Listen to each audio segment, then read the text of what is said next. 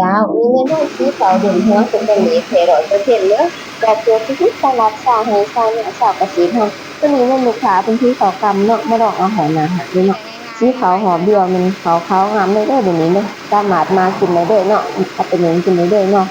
ใช้งานง่ายสะดวกสบายคุ้มค่าคุ้มราคาที่สุดเนาะอยากกินยามใดก็ชี้เอากินยามนั้นเนาะแถมได้หำได้ถั่วบ่มีหยังกินเนาะแฮ่งสีเดี๋ยวนี้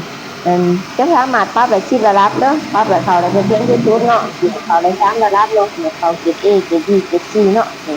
เกรด A จะงามได้หลายเลยเนาะนี่เนาะส่วนเกรด B จะน้อยที่สุดเนาะเนี่ยเข้าไปเนาะส่วนหำจะได้หำอ่อนผสมหำแก่ปนกันเนาะสามารถนำไปเกลือจับเดี่ยวให้ทานได้เลยเนาะคุ้มค่าสุดๆบ่มีหยังกินเลยเนาะมีหัวสีและหัวบดอยู่ในตัวเครื่องเนาะสีแบบนี้เนาะใส่ง่ายใส่สบายเนาะสีได้ง่ายๆเลยไว้เลยเนาะนี่เขางามๆเลยเนาะ เอาเกรดเอมันได้ที่สุดแล้วเนาะคุ้มค่าคุ้มราคาสุดๆเนาะเขาหน้าฝนแล้วบ่มีติดบ้านแม่นยุงมันชอเลยเนาะ